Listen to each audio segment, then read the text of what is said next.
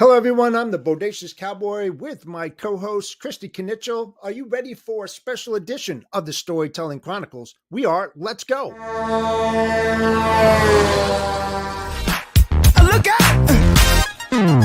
Pop, it's showtime. Showtime. Guess who's back again? Oh, they don't know. I bet they know as soon as we walk in. Showed up, I'm wearing Cuban links. Designer mix. Inglewood's finest shoes. Don't look too hard, might hurt yourself. Know to get the color red, the blues. Hello, everyone. Welcome to another edition of the Storytelling Chronicles, Empowering Women into Logistics. This is episode 25. Next to me is my awesome co-host, Christy Knichel. How are you, Christy? I am feeling good after that song. It always gets me all filled with energy coming onto the show. I'm getting over a cold, though. It's been a rough week or so with this chest cold going on, but hanging in there. How about you? You know, it was a tough week, that's for sure. A lot of things going on as we were talking in the back room. And it's always tough around Christmas time. It is. I can't believe it's next week already. And it's like I haven't even finished shopping or even really had time to get out. So pressure's on. Yeah. Are you hearing a lot? I am. I don't know whose it is because I got the cancellation off.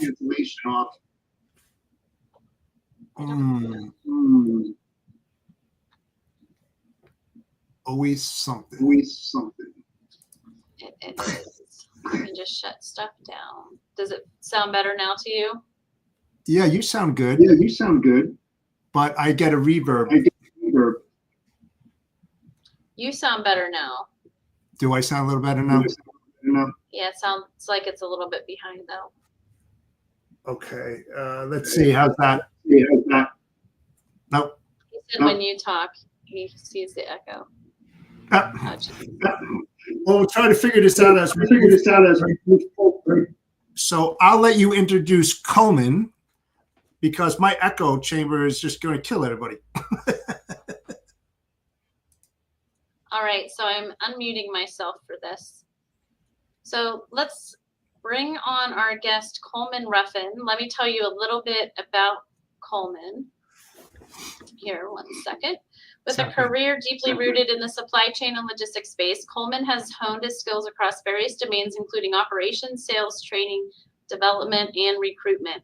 Coleman's passion lies in making a meaningful impact on both individuals and brands alike. Often recognized as a glue guy, Coleman takes pride in being the cohesive force that binds teams together, fostering collaboration and success. Beyond the professional realm, you'll find Coleman embracing the great outdoors, spending time with his family, and attempting to play the game of golf. Let's bring it on. It's a very big attempt, that's for sure. And I think where the echo is coming from, there we go, Christy. I think it's playing through your speakers and then being picked up again. So if you have headphones or something, great. But otherwise, we'll get it figured out. I'm going to go outside my VDI and get back on. So I'll let you guys talk since we're live, and I'll be back. Cool. Perfect. There you go. And it was actually funny when you were going through your intro and then Christy came on and said, I love that song. It gets me jazzed up every time. I'm like, rumor has it that Bruno Mars actually wrote and created that song for this podcast. So it's kind of a big deal over here. Hey, is my echo now gone? You're good. You're perfect. Perfect. So, hey, Coleman, I appreciate you taking the time out of your busy day being the VP Operations for Beta Consulting Group. Why don't you tell everybody a little bit about Beta Consulting Group, and then we'll get into the show. Yeah. So Beta Consulting Group, founder and CEO Trey Griggs, who many of you have probably seen across some realm of LinkedIn. But we are a consulting firm that has a couple of different avenues that we're really pursuing, right? We can consult across the board, whatever really is going to help excel in your business. But what we've recently done is, as opposed to trying to be necessarily the jack of all trades, master of none from a consulting side, we're honing in a little bit more to focus on setting up customer advocacy programs for our clients. So something that especially Trey, but then we have been preaching ever since I joined the team is your customers will sell your services and your business better than you can more often than not. So what we are focused on is working with our clients to then get with their customer network to have them quote unquote selling on behalf of them. So again, whether that's through testimonials or setting up meetups between their customers and prospects, really whatever we can do to help affect that bottom line, especially with sometimes how things are in the space. Yeah. And I've used your services. So, what's better than a reference, so yeah. And you guys do a really, really good job. I mean, Trey, as you well know, is a good friend of mine, and you guys bang it out all the time. But hey, I want to get into the show. Since you have a Bachelor of Arts in Psychology, right? Yes, that is correct. And so tell us a little bit, how did you go from the psychology side, even though transportation and logistics is all about, psychology, it's mastering people's personalities. That's basically what it's really about, right? Because no two people are the same. You don't get the same answers from both sides, whether it's a carrier or a broker or a shipper. So you have to be a master of personalities, as I say. Even though I don't have the degree, you have it, but I know that's such an important part of the position. So how did you take those skills and apply it when you went to work for C.H. Robinson? And then I want to also know about, how did you deal with the women in there? How many women were working there at the time that you worked with? What kind of problems did you see? How did you get through it? So forth and so on.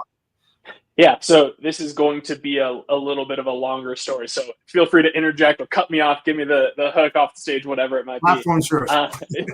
So the psych route for me, coming out of high school and then going into college, I didn't know exactly what I wanted to do, but I was always really good with people. And I figured, hey, psychology was a natural landing spot for somebody like myself. And it also interested me, right? I love talking with people. I love working with people.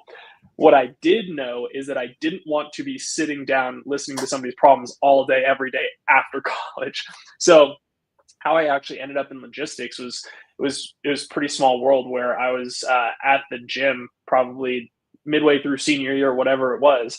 And a friend of mine who I started talking with, and he's like, hey, do you have a job after school yet? Like, what are you doing? I'm like, honestly, I don't. I'm starting to look for things a little bit more seriously. And he said, hey, I actually just got a job officially to start the next coming fall at C.H. Robinson. Like, you should apply. I'm like, okay, cool. I'll give it a shot.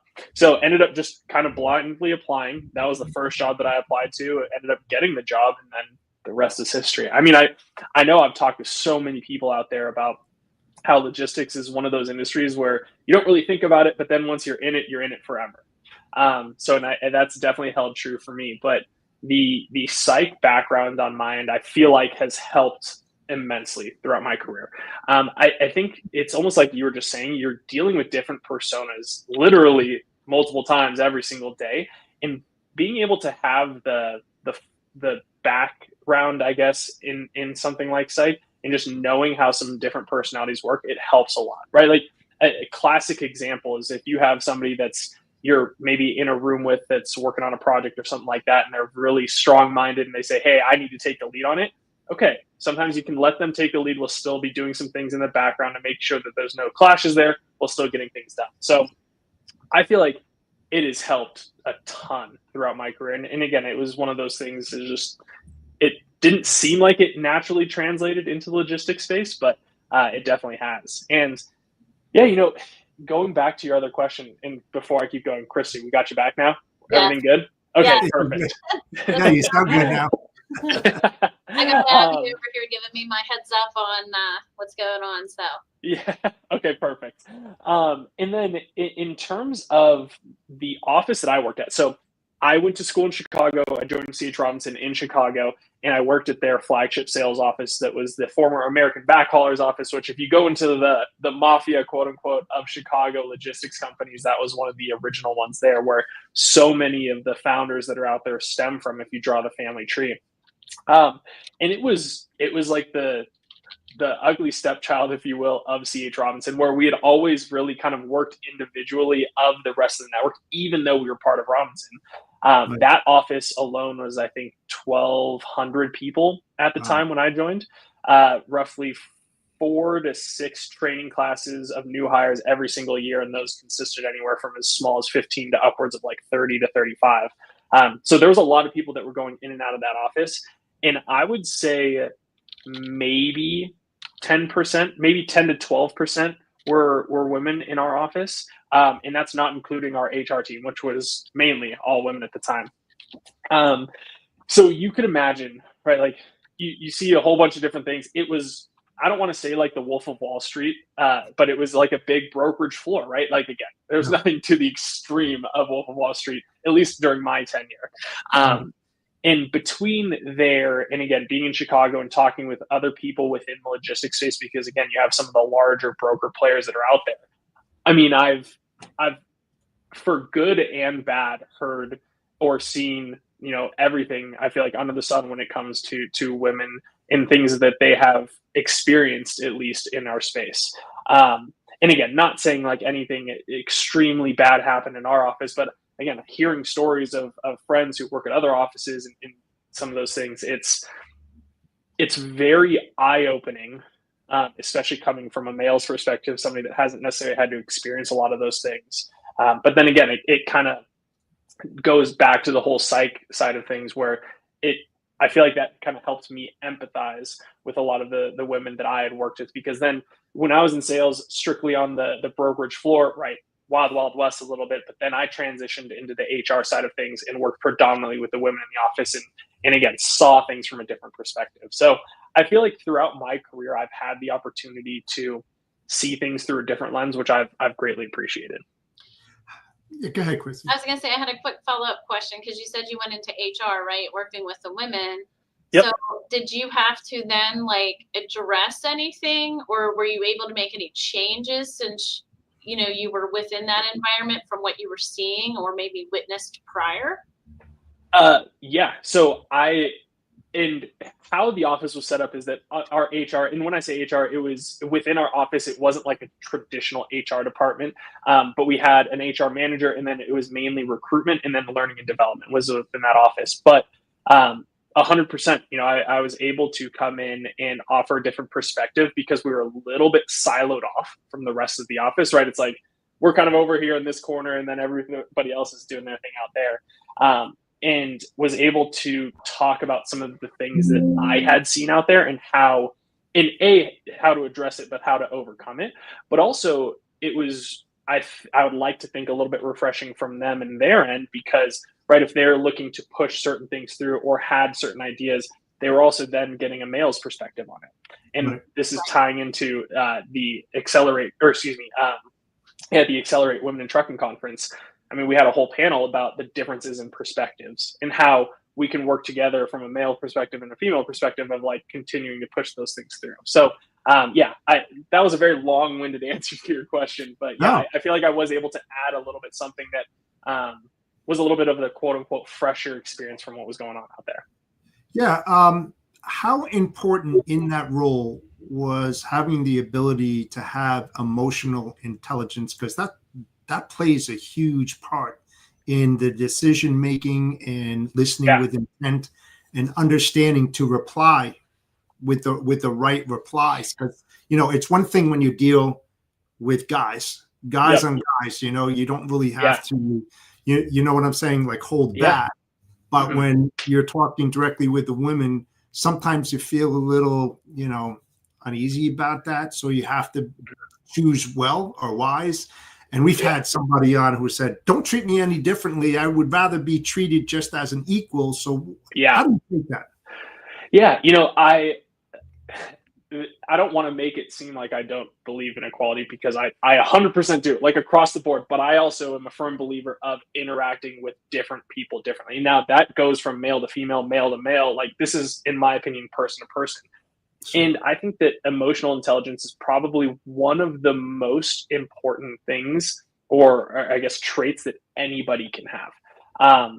And at least in that role, yes, it was huge dealing with a team of all females, all extremely intelligent people that I learned an immense amount from.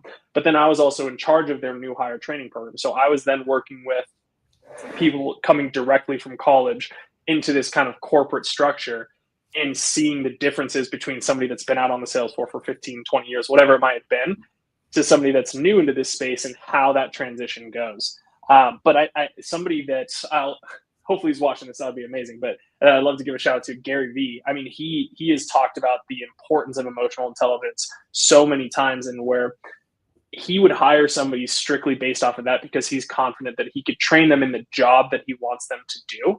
Having the emotional intelligence or the ability to empathize with people is not something that's very easily trained, especially from a leadership perspective. So going back to your point, Jeff, I think that emotional intelligence is extremely key, really, for anybody in any industry, being able to talk and kind of really empathize with people, but especially from a leadership perspective.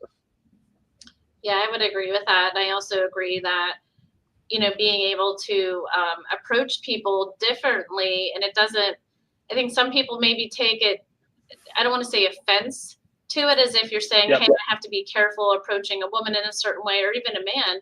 Again, I think it goes back to making sure that you're respectful of that person. Jeff and I have talked about this quite a bit. You don't want to offend someone coming off the wrong way, but also I think it's just to get to understand someone and truly know how you can, I think, interact with them in the best manner going forward. So question real quick for you, because you just came off the Accelerate conference. Yeah. What would you say the highlight, though, of like the panel was? Like, what do you think one of the most important things or most engaging, discussions you had was? Yeah, that whole conference. So this was, fortunately and unfortunately, but it was my first time, right? Like, I wish I had been involved way long ago. But again, feel very fortunate to be a part of such a great organization. And they're across the board, all of the sessions that I attended or even hosted on panels, everything was so valuable. And it was great to see all of the women in our industry come together. It's actually kind of random note from C.H. Robinson, but there was a couple C.H. Robinson representatives there. One of the young ladies that was there is now in a managerial seat, and I actually got to train her when she came straight from college. She came up to me, and we started talking a little bit afterwards. So that was really cool to see. But man, there were so many messages and important things that we're talking about. But I think if I were to boil it down into one specific thing, I would say it's to continue the conversation, right? Like, I feel like during that time when the conference is happening, obviously everybody there is talking about how we can further women in our industry, and then there's some buzz that's going on around it, but it's not one of those things that you talk about for a week and then it's done, right? Like, I think that was a really big theme that everybody was really harping on, is how do we make sure that this is something that doesn't just end during this conference or picks up again at the next conference, but how do we continue to have the conversation of things that we can do? If we're looking at a little bit more tangible things, making sure that there's networking groups, especially for women within companies, that was a very big theme. I mean, again, if C.H. Robinson, I'm just saying C.H. Robinson because that's where my background stems from, and obviously they're a large company and they've done a good job at this, but making sure that there are those peer groups of women that there's like, hey, these are the things that I'm experiencing day to day, or how do I get into the next level of my career? So that was definitely one of the more tangible things I think that was a takeaway. But again, the biggest is just making sure that we're continuing to talk about it because we don't want it to fall to the wayside. What do you think was the biggest pressing issue amongst all the women there that was the biggest takeaway from the event? Man, the biggest pressing issue. And I don't want to make it, maybe it's not necessarily the issue, but it's there's still a long way to go, right? Like, I think the biggest issue is that a lot of the suppression that has happened specifically to women in our industry is still actively happening today. So I think that was the big kind of, hey, again, going back to the continuing the conversation is like, this is still an issue, right? Like this is something that we still need to overcome and make sure that women are having the opportunity to get a seat at the table. How can we make sure to further that? There's also a pretty big emphasis on females in the driver's seat too, like from a safety perspective, right? Like before we hopped on live, Jeff, I know we were talking about, driving from the Northeast to the Southeast in one straight shot. And I've thought to myself, I've driven from Denver to Michigan, which is where my wife's family's from, straight through. And like, I could see that being pretty intimidating for a solo female driver that's out there. So that was another pretty big issue, I guess, that we were talking about, but it was mainly, we're looking at it from the lens of a corporate structure. Yeah, no, that's good stuff. I wanted to kind of change the pace here for a second. The glue guy. The glue guy. I mean, I know I read a little bit about it. So can you tell us a little bit about it? And then also, like, what does it take to create a cohesive team, let's say, between not just, it's men and women together? Yeah. Clearly, you have some advice to share. Yeah. I do not eat glue. I did not do that as a kindergartner or anything like that. And you don't sniff it either. Don't sniff it either. Yeah. Don't sniff it either. It's nothing with the actual glue. That is just, it's funny. I got that nickname when I did start back out at CH Robinson, and it's something that's, no pun intended, kind of stuck since. But I do really think that one of the biggest things to make sure that you're having a cohesive team, is that they're able to bond together. But I think, again, it's going back to that emotional intelligence side of things, because especially from a leadership perspective, if you're not able to connect with your team, or you're not able to figure out ways that they can all bond together, you're all just in separate lanes going in a similar direction. So I think that was always one of the strengths of mine, is that I was always able to connect with different people at different levels very well, whether they were able to connect or whatever it is. But I think that I was able to bring a lot of people together and say, okay, like, you and I have a really close relationship. You and I have a really close relationship. Like, let's all kind of do our thing and then make sure that we're moving in the same direction. So I don't want to sound like a broken record, but I really do think that emotional intelligence is probably one of the biggest keys to having a successful team, because you need to understand what's making everybody tick, what motivates them, how they succeed the most, and then put the people together so they can do that. Yeah, I like that. And having that diversity as well, because like, very much so. I talk about this all the time. Women-owned company, we have a lot of women that work here, but one of the things we recognize is we got to get some more men in the fold too. Yeah. We have hired several men recently just because it was so top heavy, and I'd like to have that diversity too within those groups, which I think is definitely helpful for sure. I appreciate you saying that too, because I obviously it's generally the exact opposite, right? Where it's all males and then there's like one female in there. But I think it does go both ways, right? Like, I would like to think that if I walked into a room full of women, I would have some value that I could add. Now, whether that's actually true or not, to be determined. But I think that the diversity side of things does go both ways, where having a healthy mix of people, cultures, regions, whatever it might be, that's how you can truly build a successful team.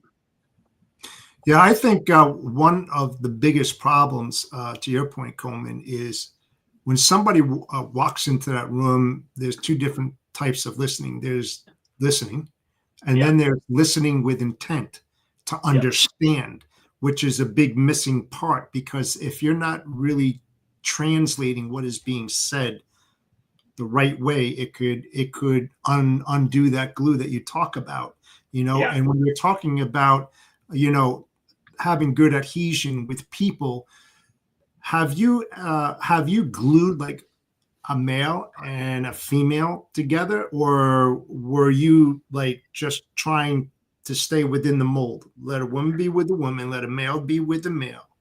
And is that good, or is that bad for understanding each other? Yeah. So I think some of the best examples of that was during the new hire training, when I oversaw that, right? Because again, if you're still boiling down to percentages, it was maybe, 15 to 20% female, and then the rest being in that male population.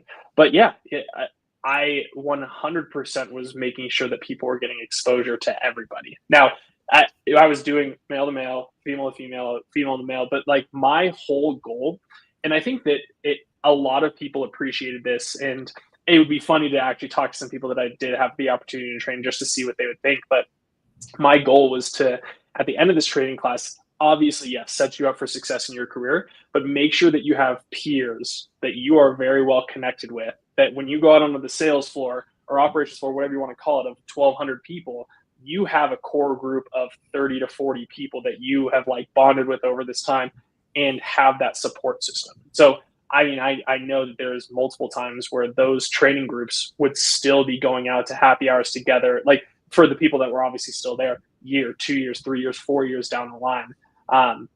So it's, in my opinion, it's good to get both, right? Like I think you need to understand how to interact with a person of the same gender as you, as the opposite gender, and understanding how all of those work. So to answer your question, it's good, and only good, in my opinion, to get exposure to all of it. I don't think you just want to focus on one way or the other. Again, I think that the diversity from that aspect is key.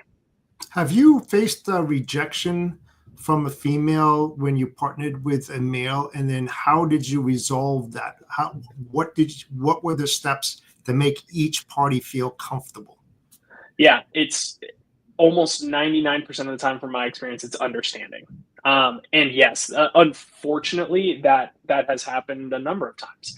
But I also think that we would be fools to think that anytime you're working with somebody, it's just going to be, daisies and hearts and all that fun stuff every single time. I think that is equally as important as getting along with somebody, but is understanding the conflict resolution. So again, going back to it, I think that more often than not, excuse me, it's just an understanding thing or miscommunication.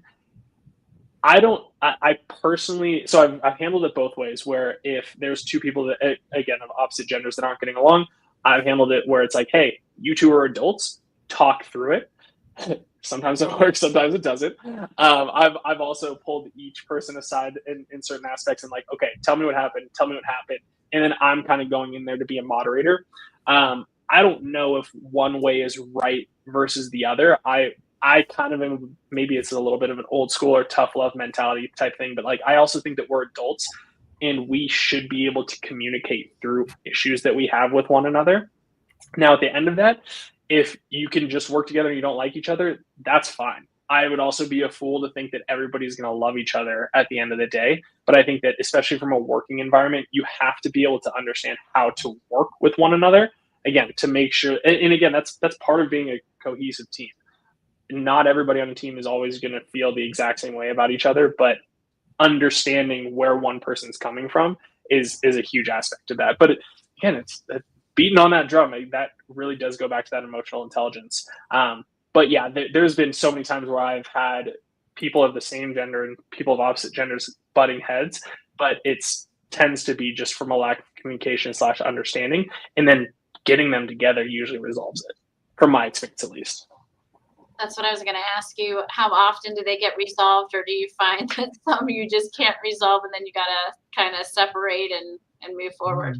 Yeah, I would say, honestly, the majority of the time things get resolved. Like it really does tend to come together. Now, I've never had a time where it's been people that have not been able to work together, right? Like even if they disagree, and again, that's totally fine. If you've truly tried to like hash something out or whatever the issue was, and you're still on opposite ends of the flagpole, like I still think that it's finding that common ground to bring them to say, okay, we're at least heading in this direction together. We don't need to be on the same side. And like, I know we said we weren't talking politics, but this is a perfect analogy, right? Like Democrats versus Republicans, like in the end, I'm a pretty firm believer, regardless of where you stand, you still want what's best for the country, right? You have different avenues of getting there, but we're all still heading in that same direction of trying to do what's right for the country. And again, I think that's a pretty similar idea from a business standpoint, but I've never had an instance, knock on wood, where nobody's actually been able to work together. And it's like, okay, what are we going to do? Do we have to fire somebody? Does this person need to go in a different division? Whatever that is. Yeah, I think what you said is perfect, because we say that here. I mean, it's about what's best for the business. Yep. Not necessarily your personal sides of it. You listen to them, right? But at the end of the day, we all have the same goal, and that's looking for what's best for the business. So, yeah, and it's probably maybe not the best analogy too, but like a sports analogy. Bill Belichick's famous for this, is like, do your job. Like, do your job in your specific role. You might not necessarily be getting all the glory, but we're all still going in that same direction. Then, in his case, one of the most winningest coaches of all time. So, it's not always about you. It's not always a vanity metric sometimes. Yeah. There you go. Absolutely. Well, with that being said, we're going to go to our sponsors real quick so you get a little break. Sounds like me and you have a talk thing going on. I know. All right. Well, let's head to the sponsors. We're going to start off with TIE Software. TIE TMS simplifies freight management for brokers, offering an all-in-one platform for quoting, booking, and tracking shipments. Learn more at tiesoftware.com. In the fast-paced world of freight brokering, success demands a battle-ready strategy.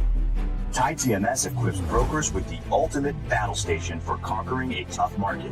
With TIE, brokers gain access to a comprehensive platform where rate intelligence and quote history converge on a single screen. It's not just a page. It's a strategic command center designed to help brokers win. TIE equips your team with all the data they need to negotiate with confidence and allows them to communicate directly with carriers and customers from a simple control base. Revolutionize the way your brokers perform by giving them a competitive advantage with TIE TMS. For more info, scan the QR code or go to tie-software.com/battlestation. Freight Validate, the ultimate identity and compliance verification system for the logistics industry. Freight Validate empowers shippers, brokers, carriers, and more to ensure compliance with regulations and mitigate fraud risk. With Freight Validate, you can easily verify entities' compliance status and identify potential threats within minutes. Don't risk your business with unverified carriers or brokers. Choose Freight Validate for peace of mind. Learn more at freightvalidate.com and start your verification process today. Freight brokers and motor carriers depend on Freight Validate to stop fraud, but they can't do it alone. Shippers must verify every carrier that comes in to pick up a load. Hey Siri, check Freight Validate. Sure, what's the MC number? 123127. The company you can rent ME LLC is a carrier and cannot be completely validated at freightvalidate.com. The platform is not able to verify information obtained in federal, state, or public sources in regard to identity, risk assessment, or compliance history with 100% certainty. Please follow company protocols for additional safety and compliance vetting. For more information, please go to freightvalidate.com.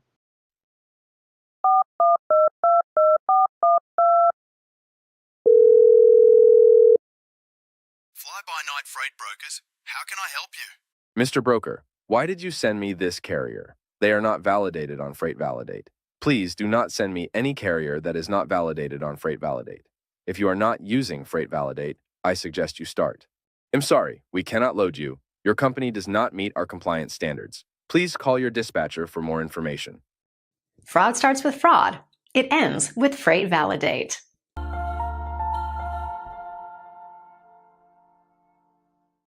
Last but not least, TAFS Inc., which provides transportation factoring solutions to boost profits and increase cash flow for small and medium-sized companies. Contact TAFS at TAFS.com to elevate your financial success. At TAFS, trucking excellence meets unparalleled service. Enjoy exclusive benefits like our fantastic tire discounts. Need cash fast? Try our 1-hour advances. Plus, we're here for you 365 days a year. Need loads? We have a pro dispatch service. This is why TAFS was recognized as the top factoring company in 2023. You'll benefit from strategic partnerships for enhanced operations. Access business loans and manage your finances easily with our client portal, F2 Fuel Card, and mobile app. At TAFS Factoring, we're more than just a factoring company. We're your partner in success. Contact us today to see how we can help your trucking business thrive. And we are back. Awesome. Well, I have a question for you. When you were doing, because you're not doing recruiting right now, or are you? Correct. No. So from a consulting standpoint, we will talk to companies about their recruitment strategy, but not actively recruiting now.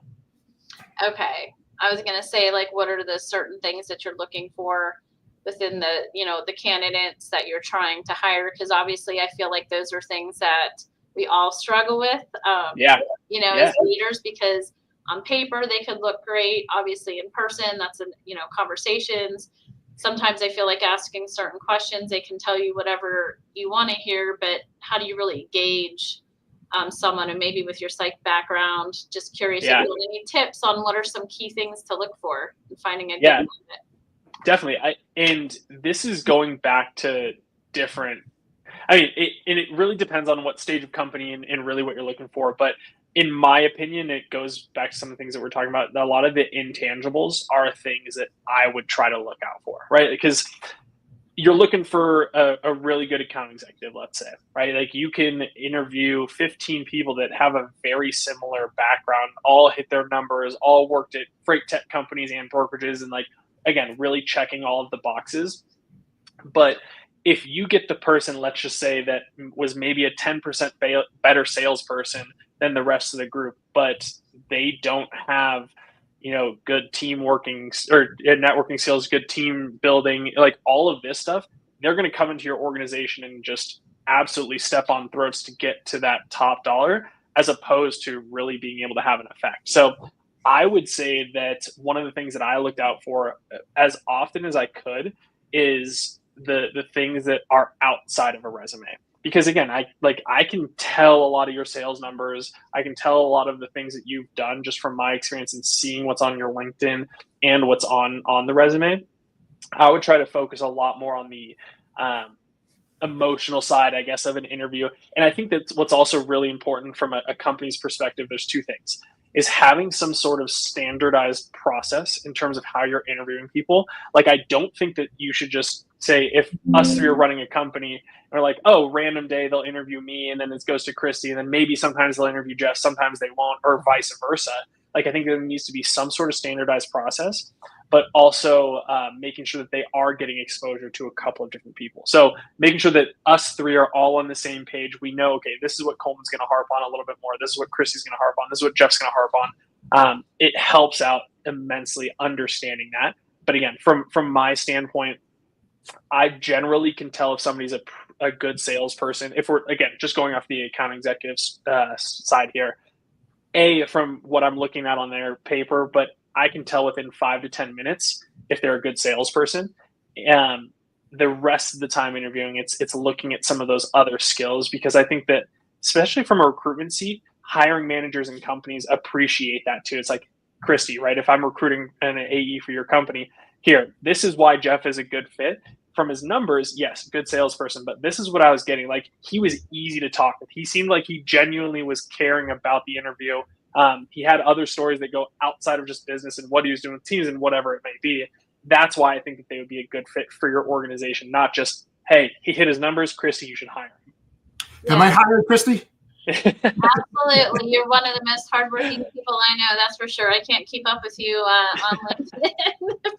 So, I appreciate you sharing that, because that's something I think that's ever evolving. And sometimes I think people get caught up in that whole resume process. And even though they might look great on paper, or maybe they don't look great on paper, but you bring them in and have that discussion, it could be a whole nother path that you maybe didn't think it would go down.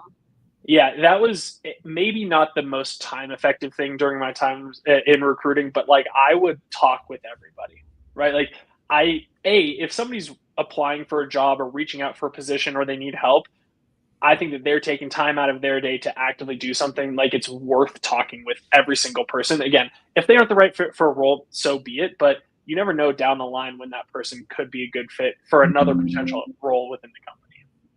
Yeah, those hard skills are very, very important. But sometimes, in most cases, it's those soft skills that are even more important than the hard skills that somebody has either trained on, knows it like the back of their hand, because they may not fit that culture.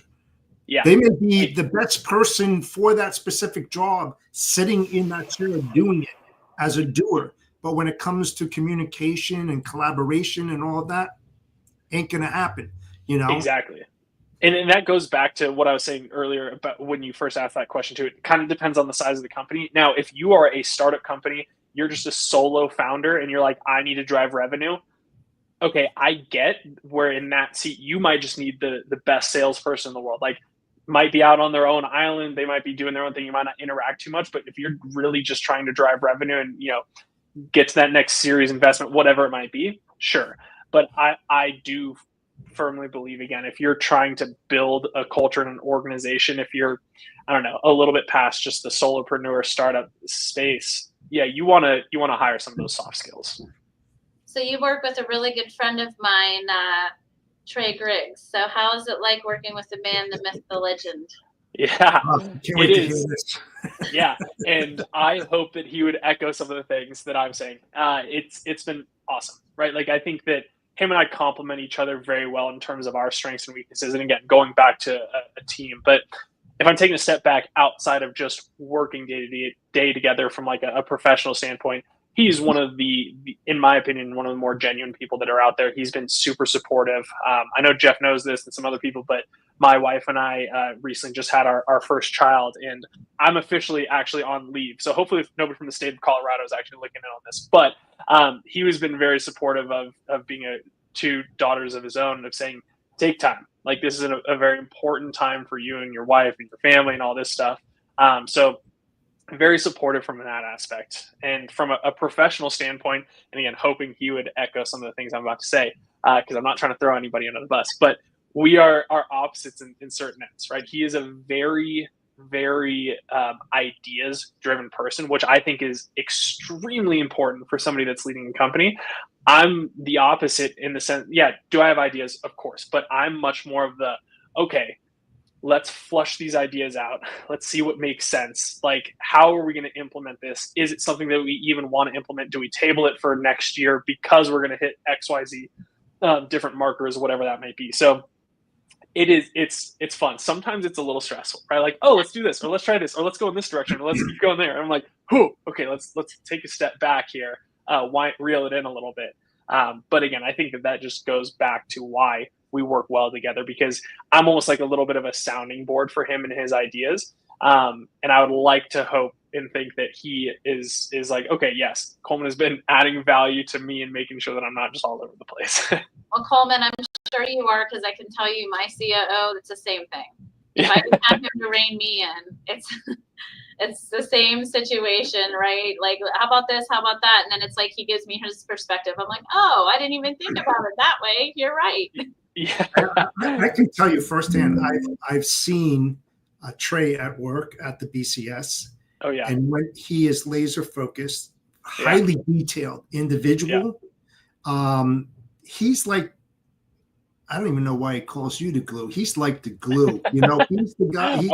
He comes up with those ideas. The one reason I think why we all get along together is because he tells you what you want to hear and what you definitely don't want to hear, because he's that type of honest person. He's not going to hold back anything. And that's why I like doing business with him as well, because he's just forthright in every aspect. You ask him a question, you're going to get an answer whether you like it or not, and he's good that way. He's really, really good that way. Yeah, I think that's something that we talk about a lot. Shout out, because I do really think that he is probably one of the best pure networkers I've ever met. Something that I've tried to learn a lot from him too. But I think that something that we have talked internally, and I know with a lot of other people out there, is as you're building your personal brand and even a company brand, being genuine goes a long way, right? Like, sure, there's certain things that I'm sure people omit from whatever it might be, but I think being able to peel back the curtain and again, this is going back to Gary Vee, and I know this is something that he's talked about before too, but like, I feel like if I were to go into a room, meet Gary Vaynerchuk for the first time, I'd be like, oh, I feel like we've already connected because you told me so much about your life, like how your family owned a wine business and how you helped get that started, how you want to own the Jets one day. Like, being that genuine person just helps that connectivity, not only with people that you don't know, but obviously everybody in your circle. Yeah, absolutely. So what would you say, like, your favorite thing to do at Beta, and then what is something that's maybe put you, in that uncomfortable zone? Listen up, Trey. Listen up. Yeah. So favorite thing to do, and it really is working with our team and customers. Again, this is just going back to the people side of me. Like, I am not necessarily the person that can just sit behind a computer and, I don't know, code all day. Like, I need to have some sort of interaction, whether that I would just be bothering my wife all the time because we both work from home. She'd be like, stop, I need to get some stuff done. I really do enjoy working with our team, and then with our clients and their clients, right? Like, being able to just talk to customers all the time is extremely valuable, not only from myself, just understanding what's going on in the market, but hearing from their experiences to then relay a lot of that information to our clients and say, listen, this is what you're doing really well. This is what you kind of suck at. And we all need that feedback in order to get better. Absolutely. And so I would say that that's probably one of the more exciting things. Now, I wouldn't say there's anything that's like a dislike or I don't know, anything that's too out there. It is a challenge though. Right. We are very much a startup company, and this whole company started from Trey having an idea one day. He's like, all right, I'm going to start this. And then we've built out the team a little bit, but there are constant hurdles that we're jumping because effects that are felt in the market, right? Like when dollars are pulled back in the market, like that obviously affects consulting and marketing and how we're making sure to budget things appropriately to not go anywhere necessarily tomorrow. So it's not been a bad thing because I do like challenges. I think that in the end, it's something that's just going to lead to a positive in the end. But truly understanding like, hey, we're bootstrapping this. How do we get it to the next level? Like it's not an easy thing, but it's enjoyable. Being uncomfortable is the best place to be in this business. Yeah. Absolutely. Yeah. Myself and my leadership, we've been saying that we have to get used to being comfortable being uncomfortable. Like, it's just how it is, because we're bootstrapped as well. And obviously I have these conversations with Trey, and it's a roller coaster is how I explain it. And but I think being uncomfortable though also helps you learn and figure out how to get through those challenges. And sometimes it's just you have to push yourself, and we've been going through that here obviously at my company too. So I totally get it, and it's just a part of the journey at the end of the day. And but it's great that you're getting to experience that firsthand with Trey and the company and building that out. And before you know it, it'll just take off as this market changes, because I'm very optimistic. Likewise. Yeah. It's so tough out there though. I mean, there's so many people that are struggling, and I'm grateful for everything that's gone on, this past year, but I'm also, acknowledge the people that have suffered dearly and lost much, and I think the biggest thing that a leader can do is make other people feel more important than themselves, because most leaders have already been in that position one time or a couple times in their life, especially in logistics, right? We've all failed to learn. And it's those failures that help other people excel by having those, constructive criticism type kind of conversations with people. To make them understand that it's okay. You're going to go through this obstacle. You're going to jump over this barrier. You're going to make it, but take time out for yourself to breathe. You need to breathe in this industry. So many people, they get laser focused in on what they're doing, and they forget about themselves. They forget about their family, and it's destructive. I've seen it over 40 years. It's very, very destructive. And I was one of those type of people, and I'm not afraid to say it. That's why I always preach it. Walk away from the desk, get away from the computer, and take me time. It's very, very important. Yeah. And Christy, I think you highlighted it too. And not that I'm more seasoned at all by any means, but I feel like what I've been able to really start to understand, and like when I say understand, like truly understand, is enjoy the process and the ride along the way. Like before, again, it's like, okay, this is a means to an end, right? Like I want to get to this, this, and this. And it's like, yeah, that's still the goal. But if you, going back to what you're saying, Jeff, if you're just so focused on that, everything else in life is just going to pass you by. And I've seen that exact same thing happen where people were making so much money, like so much freaking money. But we're spending 12, 15 hours behind the desk. Sometimes they'd sleep at the office. And And again, I've seen families ruined over it, health ruined over it. Like there's just so many things. And again, it's like, yeah, you made a lot of money, but I mean, shaving like 10, 15 years off your life or like losing your family, then what are you really doing it for? And again, going back to why I'm so appreciative to be able to take some time off with my new daughter now and just like experiencing this is cool. But yeah, it's being able to enjoy the process it's something that took me a while to learn, but I'm really trying to hone in on that. Well, listen, it's okay. You'll have highs and you'll have lows. You'll have times where I hate this. Why am I doing this? And then it's like, well, this is why I'm doing this to get to this point. But yeah, I mean, just to go back to what you said too about like working those extra hours, like obviously, you know, we have a lot of people here too, and going through the stuff that we're going through, that there are people working a lot of hours, and I'm really encouraging them to take the time off, and we will get, you know, the help, and the work will still be there. And obviously, you know, I appreciate what everyone puts in, but you also want to make sure that they use that time for themselves, because sometimes I feel like people feel like they can't, and I know that they care, but at the same token, you know, people will even say it to me, right, as the owner, like, are you even taking time for yourself? And it's like, I can't right now, but I have to find the time. But it's hard, you know, so. It's a non-negotiable in my opinion, right? Like you have to decompress a little bit. I know people here internally, I'm like, go take a 30-minute walk. Like just get out, get some sunlight or something like that. Like it is honestly insane how much it really does help. And right, like Christy, I think you hit the nail on the head. There's a time and a place, right? Like sometimes there's a time, all right, it's grind time. Like let's go. But you still have to decompress and take a little bit of a mental break every now and then. And that's why cross-training is so damn important in scheduling, so that you give your employees the ability to walk away and enjoy their life. Because let's face it, folks, you know, logistics is a 24/7, 365 job. No matter how you slice it, it's how are you going to balance your crew and your employees, you know, to build that culture of love, collaboration, and understanding. If you don't create that for them, so when they walk in the morning, they're like, hi, everybody. Oh, I can't wait. We're going to have such a great day. And everybody's got that same thought process, you know, with that positive mindset that, you know what, I have this person's backing. I have my ownership backing. It's so damn important. And a lot of people, like you said, Coleman, are so focused on the money and the profits and not the service or the people that get the job done. And you're going to implode. You're going to implode if you keep on going down that road. Yeah. You got to care about your people, especially from a leadership perspective. Like you have to care about your people again.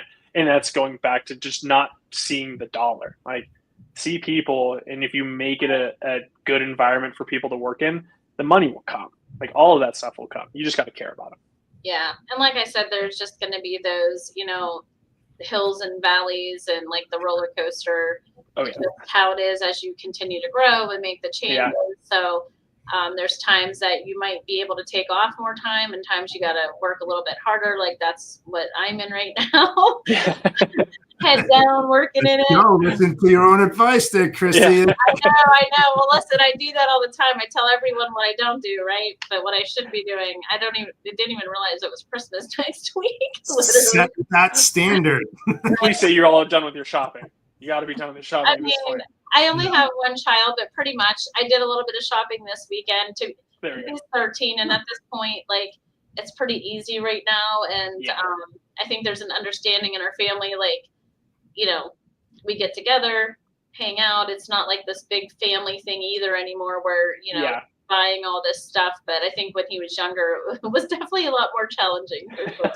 I tell you, one of the biggest, hardest things to do is to take this, shut it off, and put it down. Yes. That is the hardest thing. Once you can do that, it's like if you're a smoker and you quit smoking and you walk into a bar to have a drink, if you got that done, you've got it licked. You know, it's the same type of thing.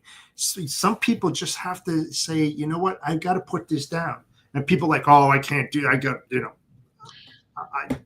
It's like, what did we do before when there wasn't really cell phones, right? But I remember Dad telling me at one point, like, you better have that cell phone by your head. So when a carrier calls you at 2 a.m, because they called him, Like, Yep. you need to answer the phone. So he ingrained it in me. So it's like, even as a family, when we go to dinner, it's like everyone's on their phone and it's like, hey, let's talk about, it's almost like you have to have a plan to talk about other stuff or do some kind of game versus everyone on their phones. But yeah, that's something that I've heard other people though. That's the thing that doesn't resonate in yourself. It's like, you know, like I mentioned earlier about putting other people first before yourself, right? But yet you take this to dinner, yet you always look at it. You go into any diner, any restaurant, a mall or whatever, 95% of people got their heads buried in these things while they're walking or they're listening to something. If you think about that, right? How rude is that? It's rude. It is rude when you have other people, you know, you're communicating with, and all you're doing is looking at your phone and not paying attention to them. And I hate to harp on this because I know we're running a little bit on time, but one of the best things that I've ever done. So I apologize to anybody that's ever texted me or called me and it takes me an hour and a half to get back to you. I've never not gotten back to somebody, but one of the best things that I've done, this is honestly since college, is that I turned off the vibrate on my phone. Like, so I usually just have it on silent. And then that's a big focus of mine is like when I am out at dinner or something, I always have it on me. It's never leaving my persons, but I'm not getting notifications 24/7. It's like, okay, when I actually have time to check an email or whatever it is, I will do it. But it's not one of those where I am constantly available 24/7. That has transitioned a little bit since I was actually out of a sales seat in the brokerage space, though. So I get that one. I apologize because sometimes for me it's days or it's weeks, and I'm feeling so guilty. But people just have to understand it's not on purpose. It's just life gets busy. Like I haven't even been in my email pretty much all day until I called Jeff about this podcast, like, and got his email. Like it just, life is busy. So yeah, it's not like I saw your text come through. I'm like, nah, I'm not going to respond. Maybe I'll do that next week. It's like, no, I'm trying to do other things. Like, yeah, exactly. Like we don't need it. So I do have another question for you. So like you talked about networking and whatnot. Like, have you, I know you brought up, I can't remember the other guy's name, but like from a mentor standpoint, you know, other than working with Trey and this other gentleman you talked about, but like, do you have someone that, or other people, that you reach out to in regards to that? Yeah, there's definitely some other people. I'm not going to put them on blast because I don't want to share my mentors with other people. Right? They're mine. But I think that is really something that it took me a little bit in my career to truly understand the power of a network and kind of latching on to somebody and learning from them. But once I really understood the importance of it, 100%. I was talking with somebody last week that I hold near and dear and just like really value their opinions on things. Because it not only helps just you grow, but it also helps you kind of understand, hey, you're not doing whatever it is you're doing on your own, right? Like if you're starting a company, or if you're helping trying to run one, or if you're just a salesperson, like it doesn't matter. You're not doing things on your own. That was really one of the more important things that I feel like that I've actually learned throughout my career, right? Like I've learned a lot of good tangible things, but the power of network and the people that you're talking with and getting advice from is probably one of the more important things I think that anybody can do, regardless of your industry. Yeah, I agree 100%. I always like asking that question because I want to make sure all of our guests are doing that too. So we are coming to the end. One of the questions I always like to ask is, leaving a piece of advice with, and I don't leave this gender bias, but a piece of advice to someone out there, trying to build up their career and whether they want to get in management or not, like what kind of advice would you tell someone coming into this industry or that's in the industry? Yeah. And now I wish we didn't ask the question right before this, because that is truly the piece of advice that anybody that I've talked to, and especially when I learned this about the power of networking, I tried to instill with everybody from the new hire training program at Robinson, anybody that I talk with now who's a little bit more junior in your career, network.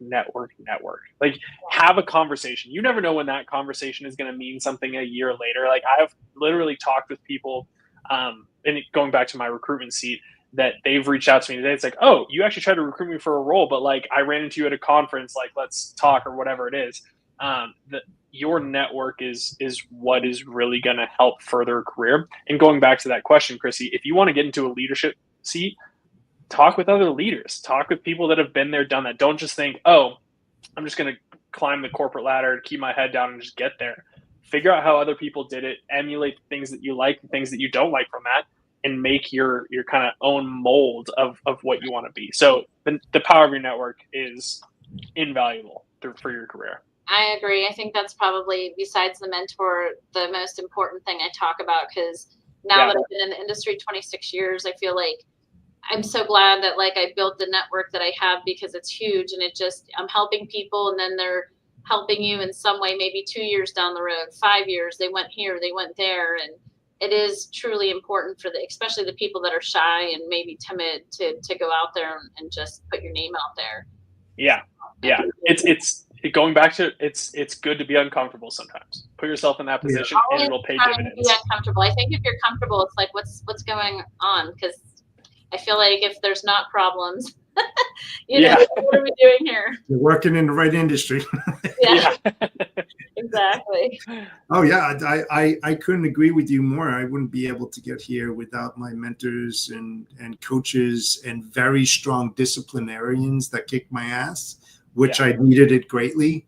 But I put myself in those areas where I didn't know a lot. I knew a little bit, and I wanted to dabble in it. And that's how I climbed up the ladder, by getting the crap beat out of me, blood, sweat, and tears. But it's a value add that you don't learn in college. It's all street smarts, and you learn it the hard way, and I thank them now, 35 years later. I'll reach out to them saying, you know what? Thanks, man. I appreciate you. Like there's no other person on earth. I couldn't have done it without you. And a lot of people forget about the people that got them to where they are, give them a call, send them, a personalized letter, an email, LinkedIn, if they're connected with you. It's so important to talk with everybody that helped you out in your career life. It really is very important. 100% agree. 100% agree. Yeah. Well, with that being said, Jeff, you want to close it out? Absolutely. Coleman, thank you so much, sir, for joining Christy and I today. I'm going to see you on Friday. Oh, yeah. You're going to show up. But I'll be there this Friday. Yeah. There you go. There you go. I thought we had a very, very good conversation today. We'd love to have you come back and talk more about this. I thought it was very, very insightful. I appreciate y'all having me on. A great conversation. I would be happy to chop it up with you anytime. Yeah, and I love it. You actually have a different background. The whole psychology thing, I think, is interesting, play into what we're discussing. So we appreciate you sharing your insight. Yeah, thanks for having me. Absolutely. Absolutely. So with that said, Christy and I will be back the beginning of the year because next week you got Christmas and a little tight. Yep. A little tight. So we'll be back at the first of the new year. We hope that everybody has a very Merry Christmas and a very happy New Year with your families and friends. And take some time off for yourself during these holiday season. It's so important. You need to get re-energized so you can move forward and hit it hard and grind when the new year comes up. We're all in the same position because we all work in logistics. Nobody comes out of it alive. So, so with that said, the Bodacious Cowboy is out. We'll see you the next time. Take care, folks. Have a great week. Bye. Bye.